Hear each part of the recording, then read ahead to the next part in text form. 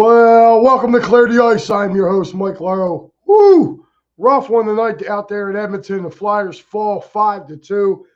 It was the Connor McDavid show tonight, guys. 5 points for Connor McDavid tonight. Whew. It was a rough game, man, for these Flyers, man. I'll tell you. I will say this, man. Going over the game, sitting here in the studio watching it, Flyers seemed they came out a little flat tonight. If it wasn't for Carter Hart early on, I believe this game probably would have been a 9-2 victory. They were just not equipped to handle Edmonton's pressure tonight. It seemed like Edmonton was living in their zone. It was just not a good night for the Flyers. I thought Hart gave up a couple easy goals, but Flyers defense definitely let him down tonight. Too many people in front of the net. Too many easy putbacks for goals tonight. The defense has got to do a better job of clearing them out. So again, Flyers fall in Edmonton 5-2. We're going to go through everything period by period as we just said here. And at 15:55 in the first period, Connor McDavid would put the puck past Carter Hart, giving the Oilers a 1-0 lead. It would stay that way through the end of the first period.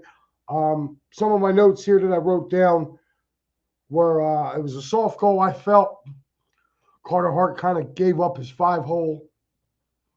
So, excuse me, guys. I've been battling a little bit of a cold. But the one thing I did take notice in that first period, a lot of the Flyers' defense, not defense, but just a lot of Flyers in general were blocking shots. They were really outshot in that first period.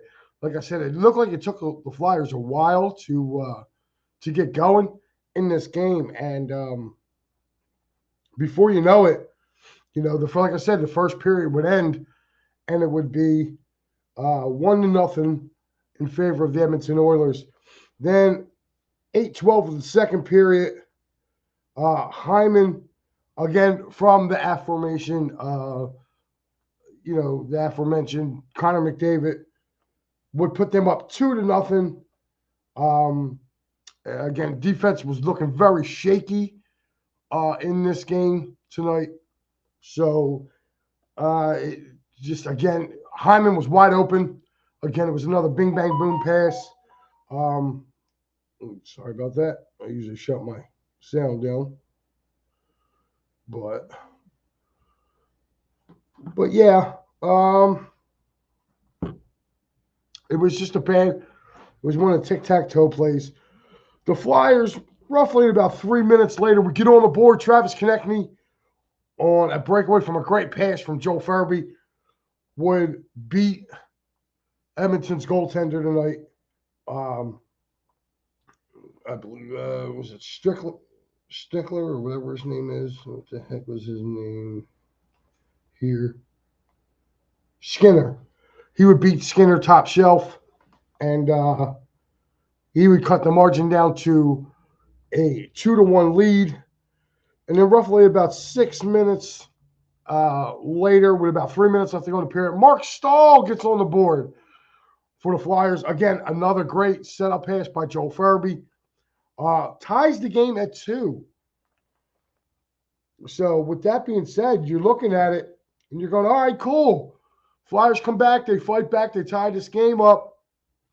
And that's with 3 minutes left to go in the game. And then with just under a minute, Ryan Nugent-Hopkins puts the puck past him. Bad penalty by Cam Atkinson there to take that penalty, and they were just not the same after that. So that would put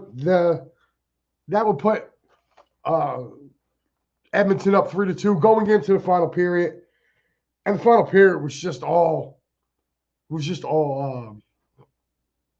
Oilers in that period. Flyers couldn't get nothing going.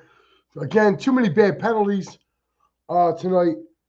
Leon Draisaitl with 1 minute, 27 seconds in, he would hit a slap shot past.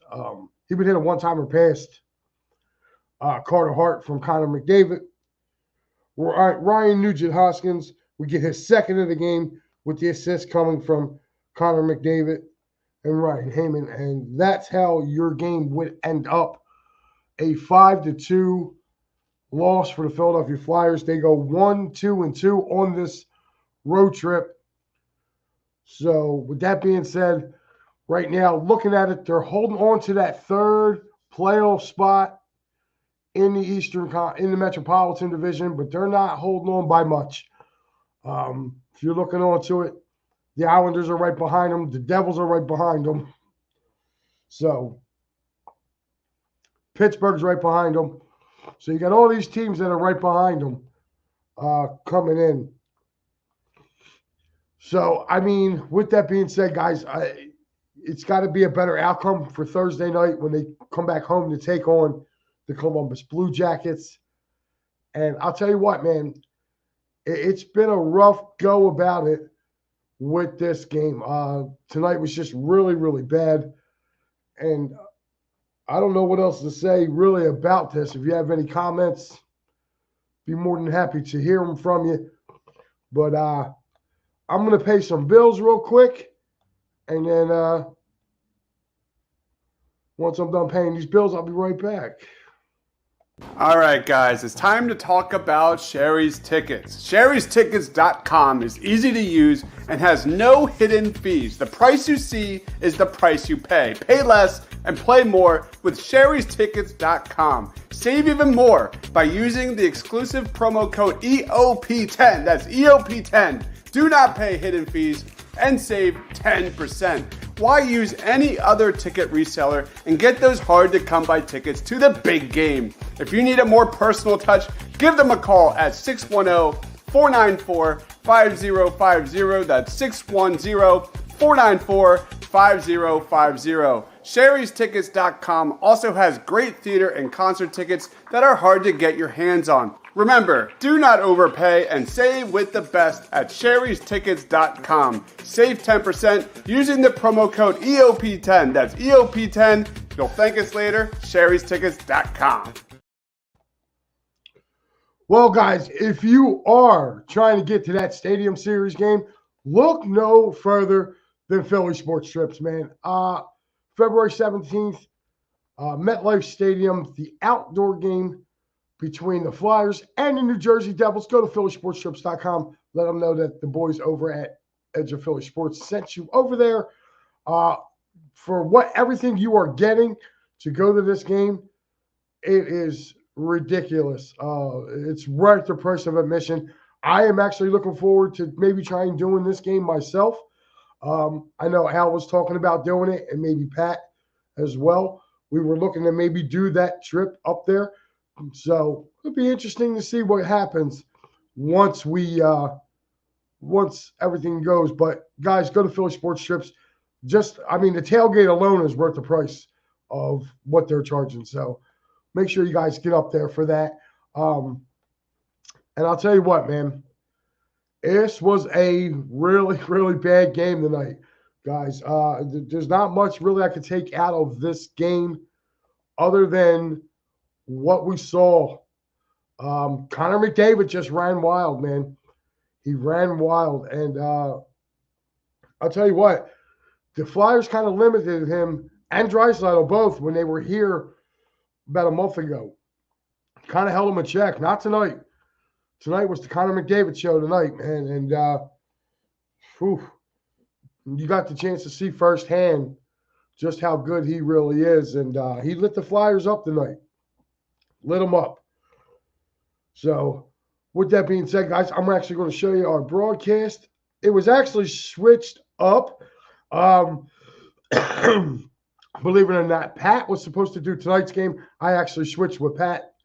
Pat is actually going to do Thursday night's game, and I believe Al is now doing Saturday night. So They will be your host. I am your host tonight, as you can see.